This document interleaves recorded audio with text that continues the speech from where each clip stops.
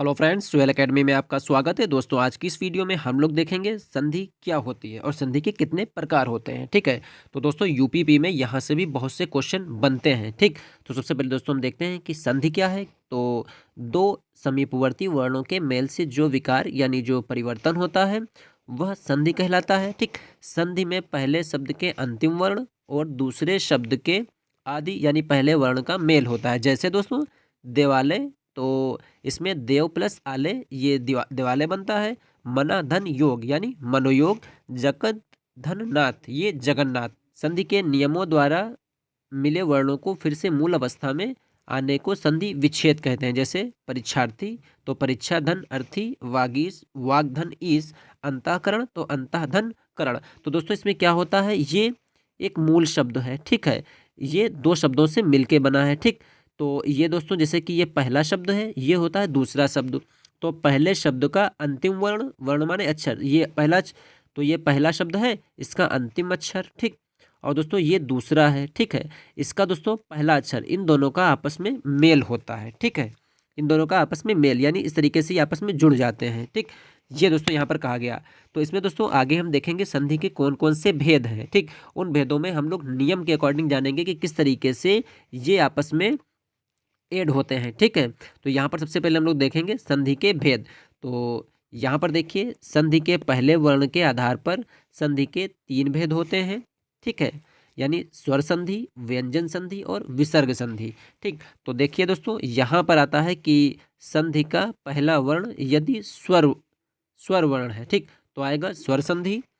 संधि का पहला वर्ण यदि व्यंजन होगा तो होगा वहाँ पर व्यंजन संधि, और संधि का पहला वर्ण यदि विसर्ग युक्त है तो होगा वहाँ पर विसर्ग संधि। ठीक है, यानी दोस्तों समझिए कि संधि का पहला वर्ण यदि स्वर है तो वहाँ पर स्वर संधि, संधि का पहला वर्ण यदि व्यंजन है तो वहाँ पर व्यंजन संधि, और संधि का अगर पहला वर्ण विसर्ग युक्त है, ठीक है, तो वहाँ पर क्या होगा, वहाँ पर विसर्ग संधि हो जाएगी। तो दोस्तों आप अच्छे से स्वर को भी समझ गए होंगे, व्यंजन क्या है इनको भी आप जान गए होंगे, और विसर्ग दोस्तों क्या है इनको भी आप अच्छे से जान गए होंगे।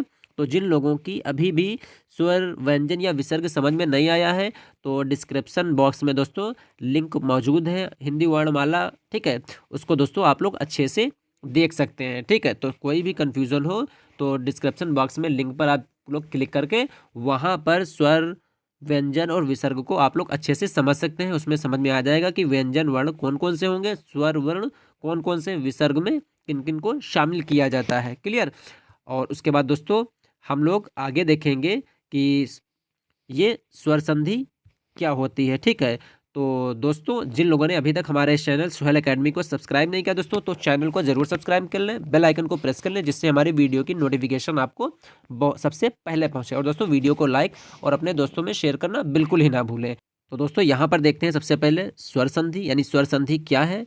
तो स्वर के बाद स्वर यानी दो स्वरों के मेल से जो विकार विकार को कहते हैं दोस्तों परिवर्तन होता है उसे स्वर संधि कहते हैं। जैसे सूर्य धन अस्त बराबर हो जाएगा सूर्यास्त, महाधन आत्मा बराबर महात्मा। तो देखिए दोस्तों यहाँ पर क्या हो रहा है, दो स्वर यानी यहाँ पर सूर्य और प्लस अस्त। ठीक, तो दोस्तों यहाँ पर भी ये छोटा आ की मात्रा है और दोस्तों यहाँ पर भी ये छोटा आ की मात्रा है। ठीक, तो ये छोटा आ और छोटा आ मिलके दोस्तों क्या बन रहा है, ये बड़ा आ बन रहा है। देखिए सूर्य धन अस्त, यहाँ पर देखिए छोटा आ, यहाँ पर छोटा आ, ये क्या बन गया, बड़ा आ बन गया। क्लियर। यहाँ से यहाँ पर देखिए बड़ा आ की मात्रा, यहाँ पर भी बड़ा आ की मात्रा, तो ये बड़ा आ की मात्रा यहाँ पर भी बन गया। अब किस तरीके से ये है इसको हम लोग देखेंगे। जो स्वर संधि के जो भेद होते हैं उसमें हम लोग देखेंगे किस तरीके से छोटा आ और प्लस छोटा आ मिलके ये बड़ा आ बनता है, और बड़ा आ और प्लस बड़ा आ मिलके ये बड़ा आ बनता है।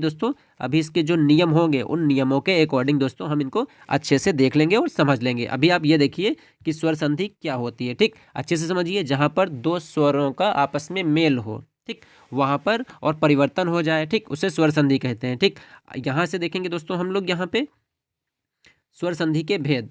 अच्छे से देखिएगा दोस्तों, वीडियो को बिना स्किप किए हुए आप लोग देखिएगा। अगर थोड़ा सा भी स्किप करते हैं तो आपकी समझ में नहीं आएगा। तो यहाँ पर स्वर संधि के दोस्तों 5 भेद होते हैं। कभी कभी क्वेश्चन पूछ लेता है स्वर संधि के कितने भेद होते हैं। ठीक, तो सबसे पहले हम लोग देखते हैं संधि के कितने भेद होते हैं। संधि के होते हैं 3 भेद। स्वर संधि, व्यंजन संधि और विसर्ग संधि। यहाँ पर दोस्तों आता है स्वर संधि। तो दोस्तों स्वर संधि के 5 भेद होते हैं।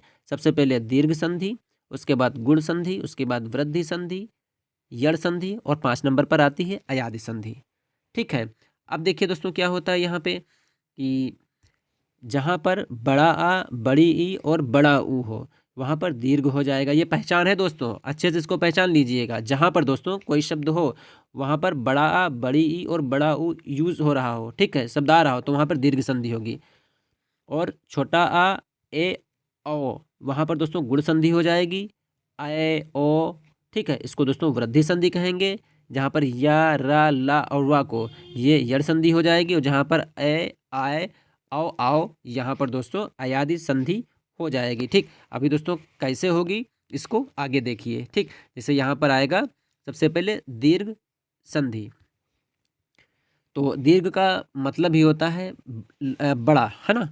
तो ह्रस्व या दीर्घ यानी छोटा आ, छोटी ई, छोटा ऊ के बाद क्रमशः ह्रस्व या दीर्घ यानी छोटा आ, छोटी ई और छोटा ऊ के बाद अगर छोटा आ, छोटी ई, छोटा ऊ, ठीक, स्वर आए तो दोनों को मिलाकर दीर्घ, ये क्या बन जाएगा, बड़ा आ, बड़ी ई और बड़ा ऊ हो जाते हैं। जैसे दोस्तों समझिए, जहाँ पर छोटा आ प्लस छोटा आ अगर मिल रहा है आपस में तो क्या हो जाएगा, ये बड़ा आ हो जाएगा। ठीक है, छोटी ई और प्लस छोटी ई मिलके क्या बन रही है, बड़ी ई बन रही है, यानी मात्रा लग जाएगी। छोटा ऊ और प्लस छोटा ऊ ये क्या बन रहा, ये बड़ा ऊ बन रहा। अभी कैसे बनेगा आगे देखिएगा यहाँ से।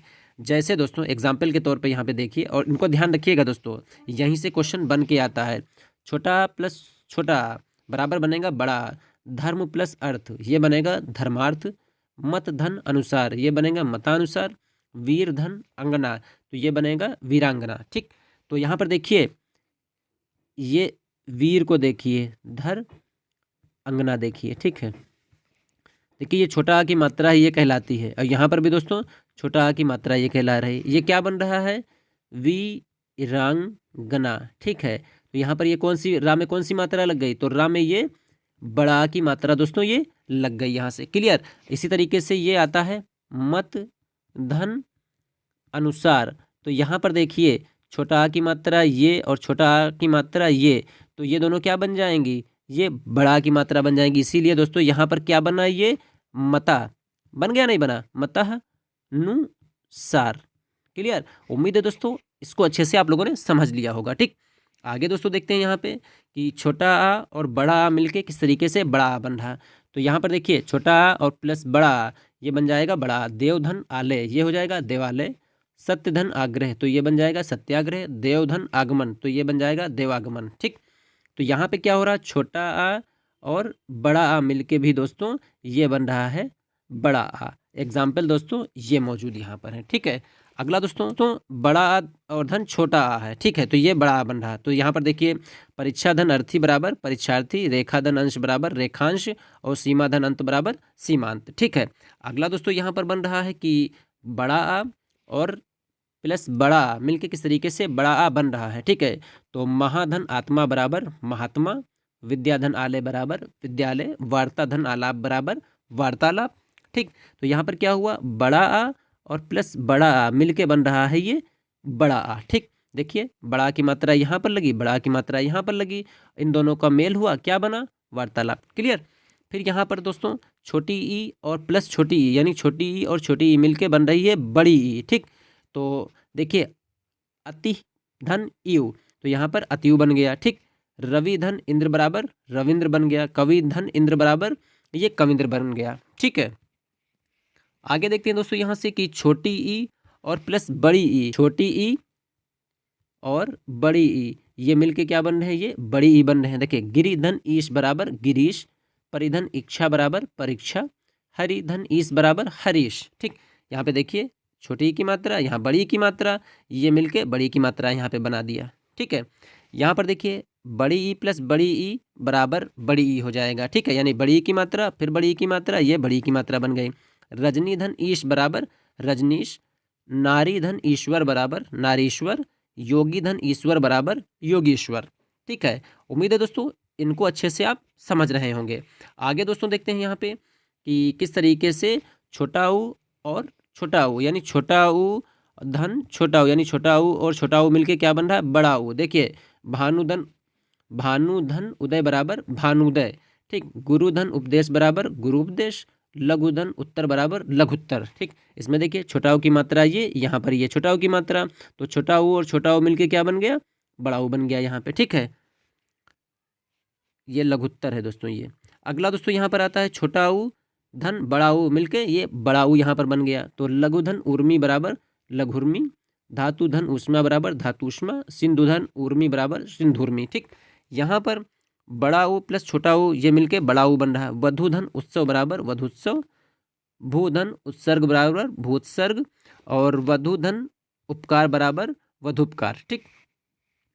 छोटा ऊ बड़ा ऊ प्लस बड़ा ऊ ये बन रहा है बड़ा ऊ यहाँ पे। सरयू प्लस उर्मी बराबर सरयूर्मी, भूधन ऊष्मा बराबर भूष्मा, वधुधन उर्मी बराबर वधुर्मी, ठीक। तो यहाँ पर दोस्तों क्या हुआ, बड़ा ऊ और प्लस बड़ा ऊ मिलके क्या हुआ, ये भी बड़ा ऊ बन रहा है, ठीक। यहाँ पे देखिए बड़ा ऊ की मात्रा, यहाँ पर देखिए बड़ा ऊ की मात्रा, इनसे क्या बना, ये भी बड़ा ऊ की मात्रा बन गया, ठीक। आगे यहाँ से देखते हैं हम लोग गुण संधि, ठीक है।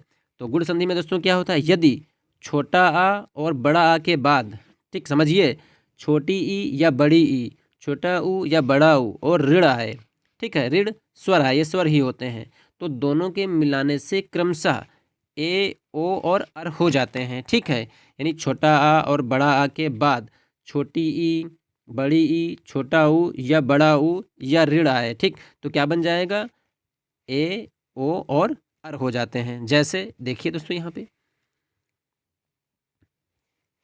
छोटा प्लस ई बराबर ए, तो नरधन इंद्र बराबर नरेंद्र, सुरधर इंद्र बराबर सुरेंद्र, सत्यधन इंद्र बराबर सत्येंद्र, ठीक। तो यहाँ पे आ की मात्रा ये हो गई, ई की मात्रा ये हो गई, ठीक है। तो ये क्या बन रहा है, ये ए बन रहा है। देखिए या में ए की मात्रा लग गई नहीं लगी, ये मात्रा देखिए आप, ठीक है। अगला यहाँ पर आएगा छोटा धन बड़ी ई बराबर बनेगा ए, तो नरधन ईश बराबर ये नरेश बनेगा, सोमधन ईश बराबर सोमेश बनेगा, परम धन ईश्वर बराबर बनेगा परमेश्वर, ठीक है। तो यहाँ पे छोटा आ और यहाँ पर बड़ी ई ये क्या बन रहे हैं, ये भी ए बन रहे हैं, ठीक। अगला यहाँ पर आता है कि बड़ा आ प्लस बड़ी ई बराबर बनेगा ए, रमाधन ईश बराबर रमेश, महाधन ईश बराबर महेश, राका प्लस ईश बराबर राकेश, ठीक। कभी कभी क्वेश्चन पूछ लेगा राकेश का संधि विच्छेद होगा, तो देखिए ये राकेश है, इसका संधि विच्छेद क्या होगा, राका धन ईश, ठीक है। या इसे दे देगा आपको राका धन ईश का संधि होगा, ठीक। तो संधि माने जोड़, ये विच्छेद है, ठीक है, और ये संधि इसका हो जाएगा, ठीक है। अगला यहाँ पर आता है कि